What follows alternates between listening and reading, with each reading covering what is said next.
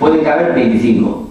Es decir, podría meter 20 cadenas más. Ah, pues ya está perfecto. A cada uno de los que había le damos 5. Y así lo que hicieron. Y entonces ahora tienen 5 cadenas cada uno de los propietarios que había antes. Como encima les sale más rentable asociarse, se asocian. Entonces se asocia Antena 3 con la sexta o Telecinco con 4. Con lo cual, lo que eran 4 cadenas ya se ha convertido en 2, ¿no? Que son las que controlan, no las 4, las 25. Es decir, eso es todo. Es decir, el espectro radio televisivo español lo controlan 2 empresas. La de 4 con Telecinco, Prisa Berlusconi, ¿no? Y la de Antena 3, la sexta, que es Mediapro con Lara, el de Planeta. Y ya está. Eso es. En este momento, en Cuba hay más pluralidad, hay más cadenas. De verdad, hay más pluralidad, porque aquí tenemos 2.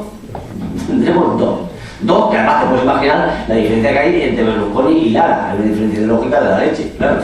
Te puedes imaginar qué pluralidad es esa, ¿no? Es decir, ahí no puedes entrar. Luego, a nivel autonómico, tienes que tener las licencias que te dé la autonomía correspondiente del espacio radioeléctrico. Y por si no lo sabíais, la ley audiovisual, que no es del PP, que es del PSOE, ha establecido que para las organizaciones sin ánimo de lucro, para optar a una licencia, no pueden facturar, no digo ni siquiera ganar, facturar más de 100.000 euros al año si es una televisión, o facturar más de 50.000 euros al año si es una radio. Es decir, si el mercado no te convierte en marginal, no te preocupes que yo por ley te lo decreto. Porque imagínate facturar 50.000 euros al año una radio.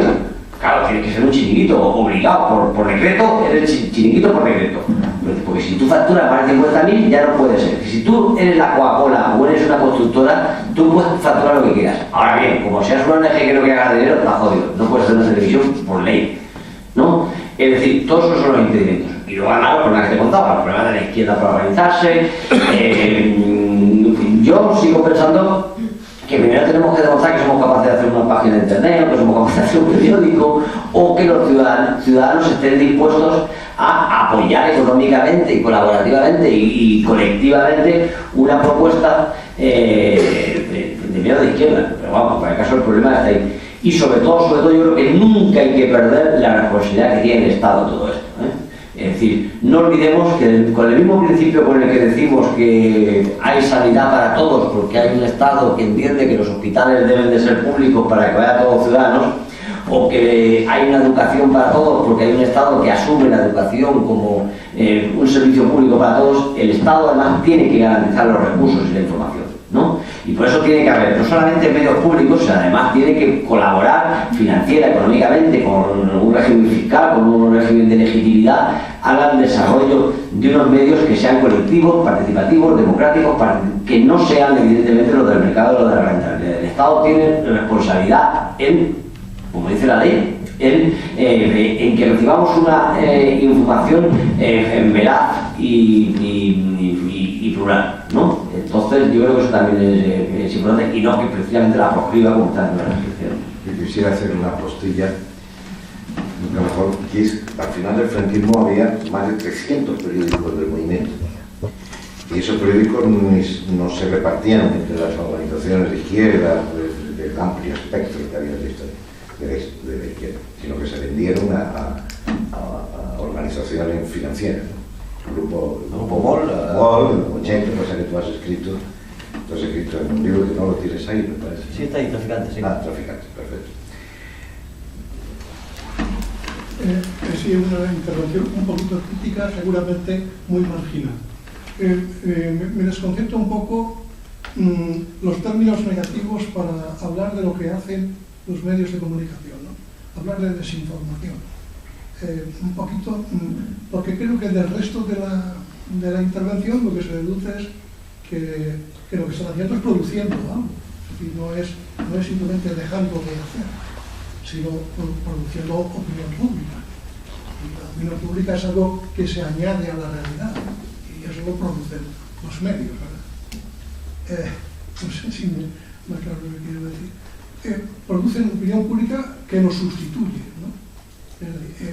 O trata de sustituir nuestro pensamiento o nuestra capacidad de pensar. por ejemplo, trata de convertirnos no solamente en sujetos activos, ciudadanos, etcétera, sino lo que algunos llaman sujetos mediatizados. Recuerdo un amigo que ya se fue, José Vicente Márquez, que decía que los medios de comunicación lo que hacen de nosotros son mirones impotentes, fundamentalmente. Nos dan información acerca de cosas de las cuales no tenemos ninguna capacidad de intervenir, ¿no? Eso es algo que produce en positivo. Entonces me gustaría que pudiéramos encontrar algún término para hablar, no sé, en términos más apropiados a lo que realmente hacen. No sé si me dice. No te digo antes bien, a pesar de que habla de José Vicente Márquez, ¿no? Sí, que fue amigo mío, el sociólogo. El problema es que, como han destacado muchos autores, el medio de comunicación sustituye a la realidad. Ese es el problema, ¿no? Es decir, uno cree que algo existe porque sale en la televisión. Uno cree que existe una guerra en la medida que sale en la tele. Uno no cree que exista una guerra si no sale en la tele, ¿no? Uno sabe que existe una huelga si sale en la televisión. Uno sabe que existe un conflicto en los paraderos de Madrid porque sale en la televisión. Es decir, eso ya es una perversión preocupante. Es decir, la realidad ya no es la que sucede, sino la que sale en los medios.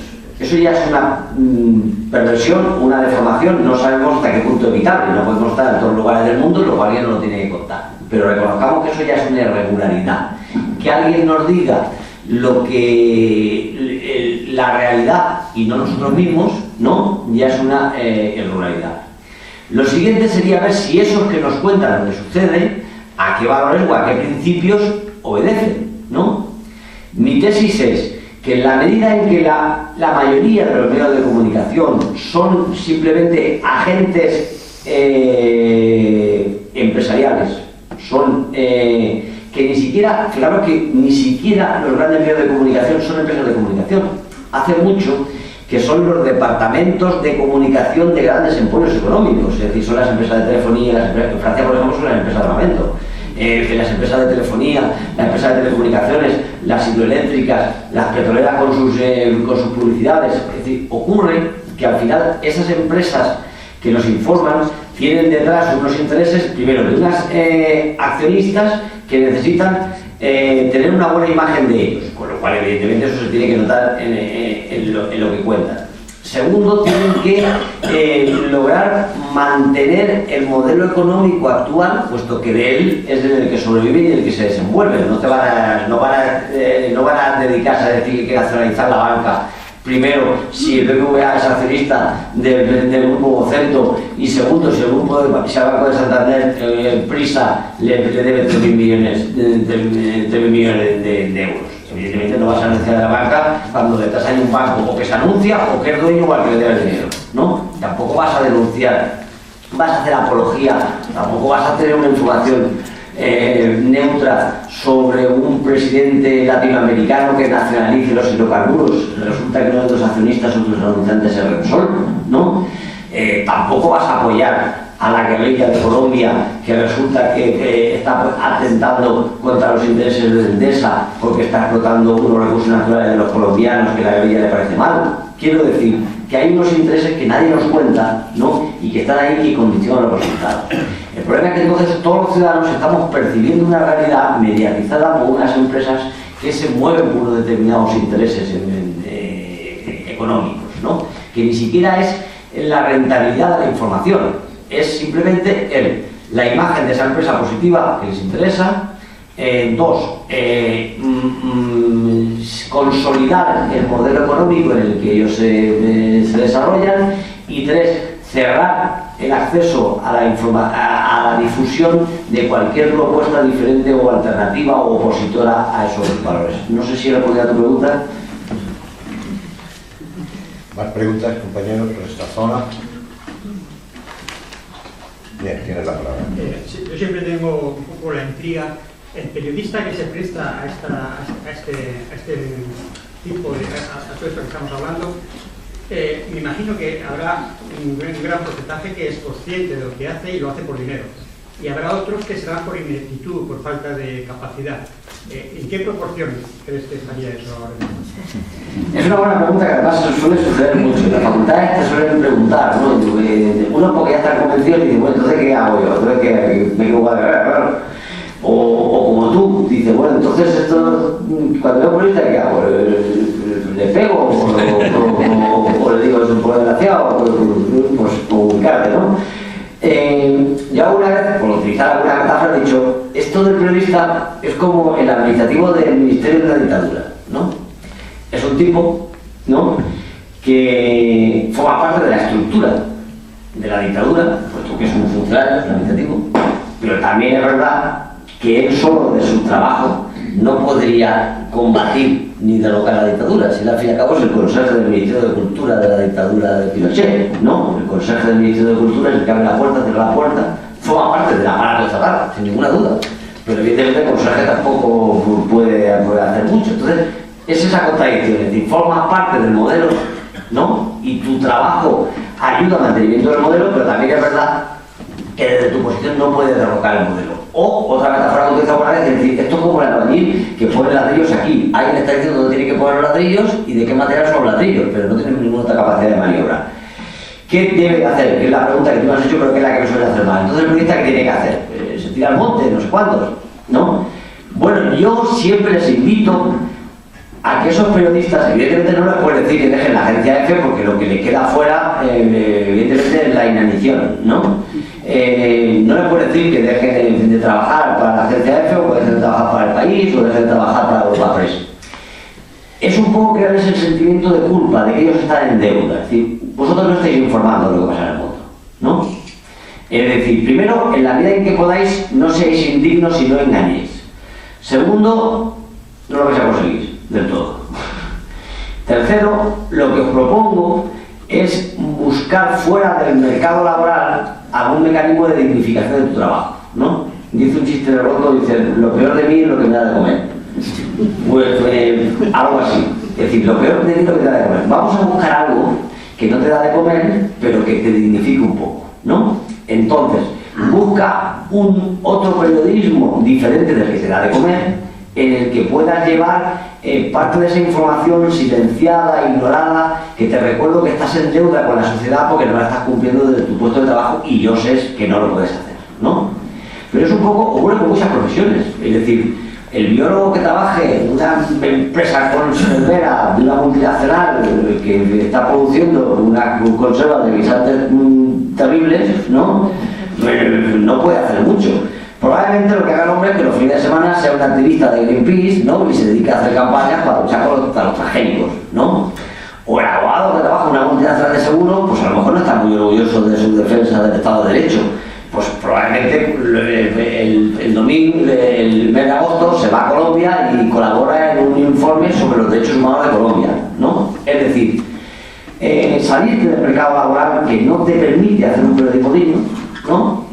E intentar hacerlo fuera del mercado laboral. Es decir, es lo que creo que sucede. En cualquier caso, hay que seguir exigiéndole a los periodistas, yo creo que un mayor sentido de la dignidad del decoro. Creo que lo sucedido, por ejemplo, con Canal, ¿no?, que ha creado un debate importante. A mí me ha molestado mucho, alguna gente me lo ha criticado, pero yo creo que hay una gran parte de la responsabilidad de esos periodistas, ¿no? Cuando yo veo a la presentadora de Canal Nuevo diciendo os hemos estado tomando el pelo, nos hemos informado, os hemos manipulado, y ahora, como se me acaba la nómina, pues te voy a decir si nos engañamos con lo del Metro de Valencia.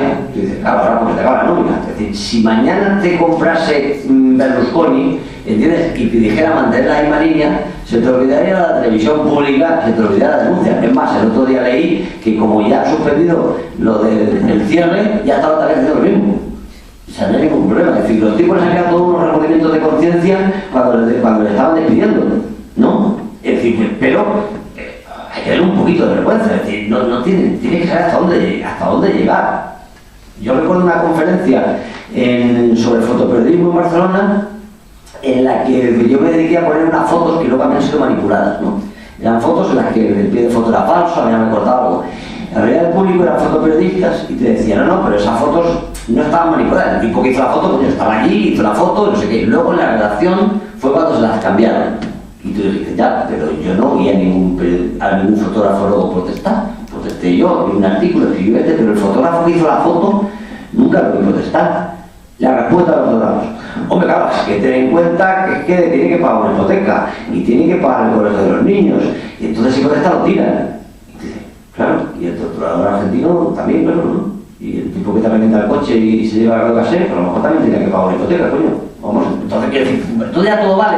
Como tienes que pagar una hipoteca, todo vale, ¿no? En algún momento hay que decirle, en esta sociedad en la que ya parece que se está perdiendo la dignidad del periodista y de cualquiera, porque ya todo vale, por si no te das cuenta, es decir, te está vendiendo, el de la ventanilla del banco te está vendiendo preferentes a un jubilado porque está haciendo su trabajo, ¿o no? Y el constructor te estaba vendiendo, y el de la agencia inmobiliaria te estaba vendiendo un edificio de mierda porque está haciendo un trabajo. Al final, claro, como todo el mundo está haciendo su trabajo, hemos perdido cualquier principio de legalidad. Que hubo un tiempo en que la gente tenía un sentido de la decencia, ¿no? Y no vendía preferentes a un jubilado engañándole, y no aceptaba, porque tenía que pagar una hipoteca, no era una suficiente razón para vender en el periodismo. Que bueno, es que no todo. En nombre de tu trabajo, de cumplir tu trabajo o de la hipoteca de tus niños en el colegio, ha sido gente que ha puesto, que se ha jugado en la historia de la humanidad la comida de sus niños, la libertad, la hipoteca se la ha jugado por ser decente y honesto. Lo que no puede ser ahora es que todo eso resulta que ya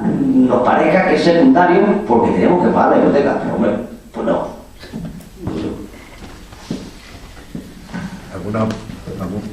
¿Alguna pregunta más? Con todo el conocimiento que tienen, ¿qué hacemos para no estar tan desinformados? Danos 3 pistas. Busco en internet.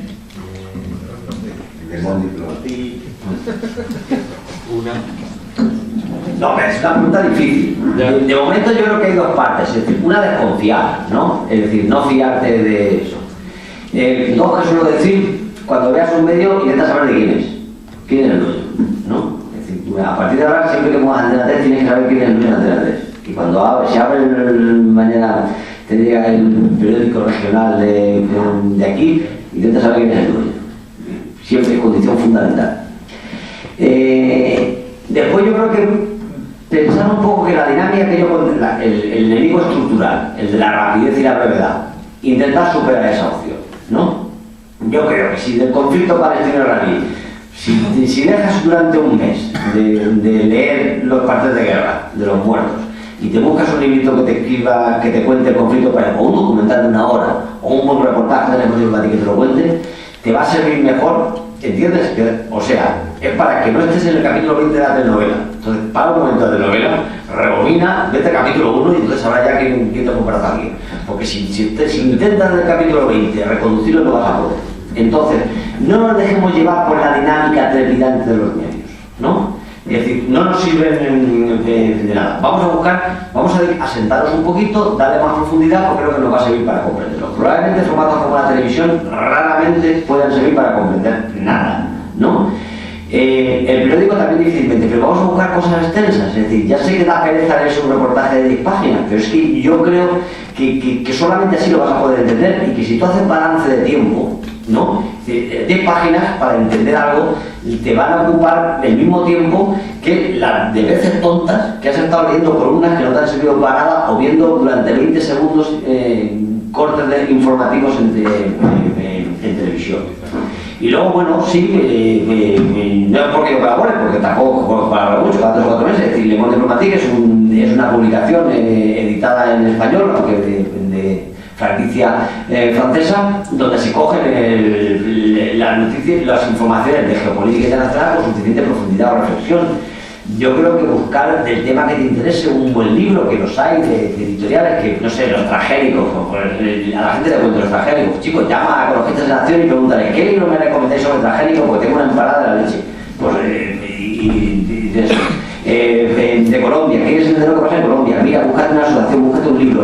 No te dejes llevar por el ritmo trepidante de los medios, ¿no? Porque yo creo que entonces nunca vas a conocer nada. Te voy a pedir yo, tengo derecho a pedir la palabra, está Javier de otro lado.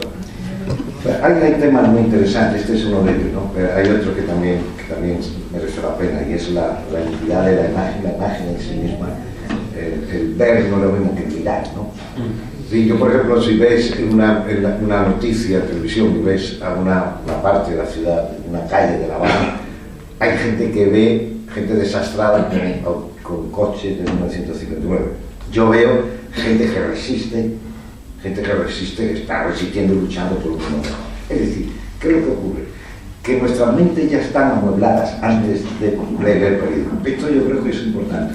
Es decir, no somos vírgenes, no existe la virginidad, ¿no? Ni la media virginidad, ni o ser virgen o no somos vírgenes. Es decir, cuando leemos un periódico ya tenemos una estructura mental determinada. Es decir, ya sabemos leer de una manera. Entonces, lo que tenemos que modificar, que yo creo que es importante, es darnos cuenta que se puede aprender a leer varias veces en la vida, no solamente una. Y que a veces tenemos que cambiar de gafas, no como tú y yo, porque veo que no vemos nada. Es decir, gafas, porque la realidad ya está formada cuando leemos un periódico. Lo que te hace es reafirmarte o no reafirmarte en tu mundo. Entonces, plantear como José Luis una virginidad no es exacto, ¿no? Porque también los periódicos evidentemente mienten. Es decir, no solamente son malos porque están programados para decir su verdad que es que esta sociedad no se puede modificar, que existe una doctrina que es la doctrina del mercado, que es más firme, mejor que la de la Santa Madre Iglesia, que eso no se puede romper, que todo es una mercancía, tergiversan las palabras, ese equívoco con las palabras es fundamental en la prensa, donde un revolucionario es un tío que puede entrar desnudo en una casa y ya ha revolucionado el arte, es decir, se modifican los términos lingüísticos, pero que tienen un interés, eso no lo hacen porque hay errores en sí mismos y contradicciones en el periodismo, que gran parte de tu charla es que hay contradicciones en sí misma, es difícil, ¿no? He sido también muchos años periodista, ¿no? Como ser escritor o ser ensayista. Es difícil, hay una dificultad, ¿no? En sí misma. Pero es que estos tipos mienten, deliberadamente, no sin paliativos. No es que se haya equivocado, que los tipos que es difícil elegir la noticia. Esto sabe perfectamente el redactor jefe, porque no cualquiera es redactor jefe ni cualquiera es director, ¿no? Es decir, sabe qué noticias hay que elegir. Las reuniones de por la mañana a elegir las portadas del periódico, yo me quedo asustado con la clarividencia de PJ, ¿no? PJ y otros directores que he tenido, decir, coño, estos tíos son clarividentes, saben qué es lo que saben para ellos, saben para el sistema, es decir, son verdaderos capataces del sistema, si no lo echan, ahí son drásticos, ¿no? Y ganan 20 veces más que los periodistas, y saben que lo que hay que poner en primera página, que titulares, etcétera, etcétera. Eso es una forma, y otra es la mentira. El otro día leí, yo leo todos los días los periódicos, y sé quiénes son sus dueños. Entonces leí una noticia de caos en Venezuela, en un país hace unos días, caos en Venezuela, siempre con una foto de Maduro en chándal, o conduciendo un tanque, o en actitud violenta, ¿no? Esto también hay bien. Entonces, era verdad, era inhabitable la ciudad de Caracas, no se podía, la circulación, vale, estaba perfecto, pero luego al final ponían simplemente que no se podía repostar gasolina porque se habían declarado en huelga ¿cómo se llaman? Las destilerías, no, los surtidores, pero se habían puesto de huelga porque no habían subido la gasolina desde 1996 y entonces no ganaban dinero suficiente. Pero eso que estaba al final, porque el periodista dice la verdad, lo pone al final, pero sin embargo el titular resalta el caos, que había caos, eso es verdad. Entonces, ¿qué es la verdad? Tenemos que plantearlo entonces que es el término fundamental, ¿no? Que es otro problema, quizás no sé de aquí. Es decir, son fundamentales para crear conciencia y para crear conciencia de caos, conciencia de no saber incluso, conciencia de la imposibilidad de saber. Creo que hay una posibilidad de saber. Es estructurar nuestra mente para que esas noticias tengan sentido, digan lo que digan. Yo sé por qué, o cualquiera que sepa, sabe que lo que está pasando ahí es que están con una alternativa, es la única alternativa que hay ahora mismo a esta sociedad, está en América Latina. Hay 6 o 7 países en América Latina que están haciendo lo contrario que hacen la Unión Liberal. Y claro, les joden y están dando. Si tú no sabes que hay lucha de clases, no vas a entender. No vas a entender. ¿Y por qué? El más maduro este. No entiendo. Si no hay unos conceptos previos, es decir, si no hay una teoría del conocimiento. Entonces, eso se adquiere. Lo adquiere con tu padre, con tu madre, si no lo adquieres, te lo manuas tú mismo. Cuando tengas una teoría misma, no hace falta que sea de tal. Entonces entenderás y estructurarás todas las informaciones y el porqué de las cosas, porque pocas veces es gratuito, se miente deliberadamente. En la guerra de Irak, yo estuve en Irak hace muchísimos años, en una sociedad diferente como se presentaba. Se había descubierto ahora que Saddam era un agente de la CIA, uno de los colaboradores, un agente en su juventud, cuando estuve en Irak. Pero cuando ocurre la guerra de Irak, jamás se ha hecho un reportaje de la resistencia de aquí. Y eso es fácil como periodista. Yo ya no era periodista entonces.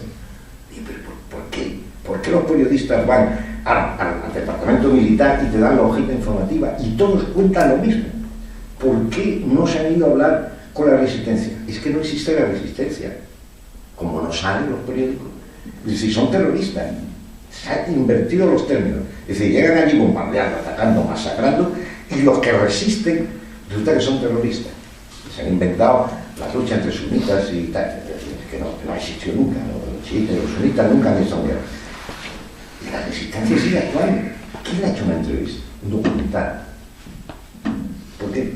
Porque ya está dicho todo. Ya sabemos lo que pasa. Eso ya lo tenemos aquí y seguimos con otro. Es decir, es manipulación de la prensa, manipula también nuestra cabeza, ¿no? Nos manipula como seres humanos, ¿no? Nos impide conocer, y sobre todo lo que he dicho en la presentación, que creo que tú combates eso absolutamente, ¿sí? Entender que la prensa es darnos un instrumento de lucha increíble, porque nos damos una vez cuenta que nos engañan, es decir, que nos intentan engañar miserablemente. Y eso nos da la posibilidad de articular el mundo de otra manera, ¿sí? Entenderlo, ese hombre nuevo, ese ser humano nuevo que es crear un yo soy diferente, ¿sí? Yo soy un oprimido, yo soy un tipo jodido por todos lados. ¿Sí? Ese yo, entendiendo la lucha de clases, si no, no se entiende nada, y eso yo creo que de alguna manera nos puede dar una clave mínima y empezar a aprender a leer la prensa de otra manera, ¿no? Pero también la literatura y el cine, que, pues claro, la prensa es bestial, pero y el cine, joder, los códigos que hay, las novelas, el teatro, nos están bombardeando por todos lados, ¿no? Están haciendo la vida banal, falsa, absolutamente gratuita, las cosas que hay. Si hacemos caso a esa realidad construida, esa realidad construida es un espanto, Parece que todas las mujeres se quieren casar en una boda fantástica, maravillosa, llena de dinero. En fin, ¿y qué es el tema del terrorista? El tema del terrorista, que no hay razones, no hay razones casi nunca de explicar el terrorismo. No hay razones. Terrorista musulmán, supuesto terrorista musulmán, como el asesino en serio, no hay razones ninguna. No relacionan un acto, por ejemplo, de lucha en Bolivia, tal, no lo relacionan con la realidad social, es decir, se desmembra, se fragmenta la información, se está fragmentado. No sé, como no es una manifestación en las calles de Madrid o las calles de Salobreña, de Montreal, no unes eso con una situación social determinada, no, porque hay gente que está ahí como un fenómeno desligado, inflacionado, desarticulado. Esto me parece que es jodido, porque está y tú pones una cantidad de ejemplos terribles, claro, no puedes decirlo porque si no sería interna la charla, pero no, esa charla que tú escribes sí que son cosas que sangran, que hace sangrar al cielo, a los cielos, ¿no? Que no soltar ese error, ¿no? Ese engaño sistemático, ¿no? Sí, porque además ellos mienten, pero mienten con talento, mienten con... Es decir, no son burdos. Es decir, y además yo creo que tenemos que desarrollar la capacidad de leer entre líneas y percibir sus estrategias, ¿no? Me estoy acordando, por ejemplo, de la noticia, durante 2 años estuvieron diciendo que Chávez se quería hacer un referéndum para quedarse el presidente vitalicio. Si tú leías la noticia, los tipos decían, bueno, es que quiere hacer una reforma en la Constitución para poder volverse a presentar a las elecciones. Pero bueno, vitalicio, según la Academia, quiere decir para toda la vida. Si se quiere volver a presentar es porque no era vitalicio, ¿no? Entonces, yo recuerdo en una mesa redonda en Antena 3 que había un periodista argentino de Libertad Digital y dice, ¿qué os hubiera parecido aquí si Zapatero hubiera querido hacer lo mismo? Pero es que no le hace falta porque ya se puede presentar. Quiere decir, que ya se puede, pues es que lo único que está pidiendo Chávez es que todos los ciudadanos venezolanos se puedan presentar a las elecciones y no que haya uno que no se pueda presentar, él, ¿no? Bueno, pues eso se llevan durante años diciendo vitalicio, vitalicio, vitalicio, vitalicio. Supongo que todos os acordáis de la frase vitalicio.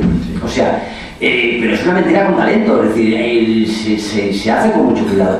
A mí siempre me ha molestado cómo en los institutos a los niños les enseñan a hacer un periódico, ¿no? Y tú dices, ¿para qué quieres que se hacer un periódico? Si estos niños no van a hacer periódicos, lo que van a hacer es leer periódicos. Vamos a enseñarles a defenderse de los periódicos, que es lo que habría que hacer, que es lo que hay que formar a la gente. Y si os dais cuenta, no se hace nunca, ¿no? ¿Cómo defenderlos de la publicidad? ¿Cómo defender los periódicos? No, pones a todos los niños a hacer un periódico del instituto.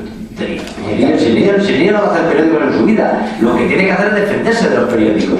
Y eso no se hace nunca, es un ejercicio cultural que no se hace en los ayuntamientos. Es decir, lo que tú hablas de los prejuicios, el tema de Cuba es un tema donde yo creo que salen todos los prejuicios del mundo a la hora de analizarlo, ¿no? Te va el turista a Cuba y te dice, coño, venía allí, venía impresionado, está con un amigo que es cirujano y vive en una casa de mierda, de acolchada, no sé qué, que está echado por la casa. Y tú le dices, mira, no es que allí los cirujanos viven en una casa de mierda, es que allí los que tienen una casa de mierda los han hecho cirujanos. No sé si te das cuenta del matiz. ¿Entiendes? Aquí los que viven en una casa de mierda no son cirujanos. Allí no les han conseguido hacer una casa de puta madre, pero los han hecho cirujanos, ¿no? Entonces no es que los cirujanos vivan en una casa penosa. Es que los de las casas penosas son cirujanos, aquí los de las casas penosas no son cirujanos, y aquí también tenemos casas penosas, pero no son cirujanos. Pero fíjate cómo es una cuestión de un prejuicio, ¿no? Oye, y el tipo que cultiva la langosta, resulta que el gobierno no le deja luego llevarse la langosta que él ha cultivado. Nos ha jodido, ni el camarero de la marisquería de Corinto puede ir con su mujer luego a comerse una mariscada al restaurante donde él trabaja de camarero, ¿o no? Ni el albañil que hace un chalet en la Moraleja va a vivir su puta vida en la Moraleja y es el que está haciendo los chalets, pero eso no hemos caído. En cambio nos resulta impresionante, que indignante, que el tipo que cultiva langostas para el Estado cubano, para la son turista, para poder tener divisas, para poder comprar leche, para que la leche sea gratis para los niños, eso nos parece que es un ejemplo clamoroso de ataque a la libertad del cubano, ¿no? En cambio, cuando aquí el que cultiva langostas, probablemente el gallego que esté rompiéndose los cuernos para conseguir los percebes no pueda comerse percebes con su mujer, ¿entiendes? Pero eso no es ninguna coartación de la libertad, porque puede lo único que hacer es el dinero, un pequeño detalle, porque ese es el problema, ¿no? Que aquí la libertad, nunca se olvida del matiz del dinero que hace falta para la libertad, ¿no? Sí. Bueno, pero esos son prejuicios con los que uno se enfrenta a la información internacional y no la percibe, y son tics, ¿no? Que es lo que tú estás contando, y sobre todo no se asocian. Es otra cosa muy grande que has dicho, es decir, se fragmenta la realidad. Yo en uno de los libros contaba un mismo día, en un mismo periódico, hablaba de dos noticias. Una de que había un concierto contra el hambre infantil en Latinoamérica, ¿no? Un concierto en el Zócalo de México y en Buenos Aires. Y entonces el concierto lo patrocinaba Slim, Shakira, el dueño de Televisa, un montón de millonarios, ¿no? El concierto era gratis, pero bueno, yo no entiendo cómo vas a luchar contra el hambre del mundo haciendo un concierto para que le damos todo gratis, pero bueno, hace un concierto gratis y ganan ahí los millonarios, hacen todo muy bueno, no sé qué, todos vamos al concierto gratis y claro, ahí dice que están todos los millones de pobres, el niño pobre. Bueno, vale. El mismo día había una noticia de una ONG, creo que era Save the Children, que contaba todo el dinero que se estaba evadiendo fiscalmente en los países de Latinoamérica, cuántos niños se les podía dar de comer. O sea, estos tipos, eran los tipos de concierto, coño, eran los mismos tipos de concierto. Estos cabrones son los que están llevándose el dinero, que estén viendo que los niños coman, y encima están haciendo un concierto, y como lo llevan gratis al concierto, estamos aquí aplaudiéndolos y creyéndonos que están luchando contra el hambre infantil en Latinoamérica. Cuando se asociáramos las dos noticias, nos daríamos cuenta que los tipos que están montando el concierto son precisamente los responsables de que se estén muriendo los niños en Latinoamérica, ¿no? Había que asociarlo. Vamos, las antípodas lo que puede hacer un periódico, claro. Lo que no se va a hacer un periódico es decir, los tipos que han montado un concierto para hacerlo en contra de la mortalidad infantil en Latinoamérica son los responsables de la mortalidad infantil. Eso es lo que no va a hacer en ningún periódico, evidentemente, ¿no? Bien. Perdona, Juan, no podemos terminar si no hacemos reconocimiento a unos periodistas verdaderos, hombres y mujeres. El caso más evidente es una periodista rusa que fue asesinada y que se tapó el tema. Y que realmente hay uno muy bueno sabiendo el riesgo de muerte, el riesgo de estar despedidos, sí que hacen un buen trabajo y hacen con todo el riesgo que hacen. Sí, yo creo que tiene razón el compañero en que hay que reconocer que hay todas las profesiones sabido que cada vida. Y otros anónimos que dimiten de sus empresas, que no se conocen, dimiten porque les huelen tan mal que ya no pueden soportar a pesar de pagar hipotecas y cosas así. No podemos generalizar, no todos los que están en un periódico son canallas, ¿no? Evidentemente, sin duda, y otros mueren por la información. Pues sí, mira, nos está explicando aquí durante el tiempo que hemos estado aquí que los medios de comunicación informativos lo que producen es información. Entonces me pregunta, desde un punto de vista individual y social, ¿qué utilidad tienen los medios de comunicación informativa? Y otra pregunta, ¿nos recomienda informarnos o no? Yo recuerdo una vez en una asamblea del Partido Comunista en Vallecas que me lo he hecho y digo, bueno, a mí me han diciendo toda la vida, tienes que leer los periódicos, tienes que formarte, no sé qué, y ahora no me parece que me decís que no me lea los periódicos, me están engañando, me voy a volver loco. Decía militante porque mi secretario político me decía, tienes que formarte de los periódicos, no sé qué, y ahora me decís que los periódicos, entonces ¿qué hago? Yo ya... bueno, no, yo creo que hay que formarse, es decir, yo reivindico que no tenemos que este escepticismo, que esta indignación o que esta preocupación no debe, y eso sí que me preocuparía a mí, no debería provocar la indiferencia la indiferencia o la resignación hacia no puedo saber lo que pasa en el mundo, que es otra posibilidad. Es decir, ante tanta información, tanta mentira y la incapacidad de saber la verdad de la mentira, pensar lo que te digo, que me voy a tomar una cerveza y un paso de todos vosotros. No, es decir, no. Yo creo que no debemos de ser indiferentes hacia cualquier injusticia en cualquier lugar del mundo, como diría Che, y que debemos de seguir buscando la verdad. Que existen asociaciones, colectivos, lo que estaba contando el compañero, ¿no? Es decir, evitar los medios, que sabemos que hay un interés creado detrás, buscar ONGs desinteresadas. Con el periodismo hay que hacer un poco como con el mecánico del coche, como con el cirujano cardíaco, confiar en alguien que te merezca tu confianza, que te merezca tu, es decir, ¿qué haces tú cuando tienes que operar el corazón o tienes que arreglar el coche? Como no tienes ni idea del coche, ni tienes ni idea de cirugía cardíaca, pues te tienes que confiar en un médico que te opere el corazón o en un taller que te diga lo que tiene el coche, ¿no? Pues ¿qué pasa lo mismo con la Afganistán? Pues como no tenemos previsto ir a Afganistán a ver lo que pasa, pues habrá que confiar en algún periodista, ¿no? En algún momento le diga, pues en este yo confío porque del tema iraní, pues confío en Robert Fish y en el tema de Cuba, pues confío en no sé quién, ¿entiendes? Te buscas unos periodistas de referencia, miras a ver, les sigues en su blog, porque muchas veces, esto también ocurre, muchas veces los periodistas que no pueden informar de verdad en su medio, pueden hacerlo a través de un blog o en su libro, o a veces en un periodista que malamente puede informar de China, lo hace un libro cojonudo que te cuenta lo de China, que el mismo tipo. Es decir, existen mecanismos colaterales para informarse, que Internet, con toda su paja, que Internet alguien dijo que era un basurero donde hay diamantes, ¿no? Pues bueno, pues efectivamente hay diamantes en Internet, pero es un basurero.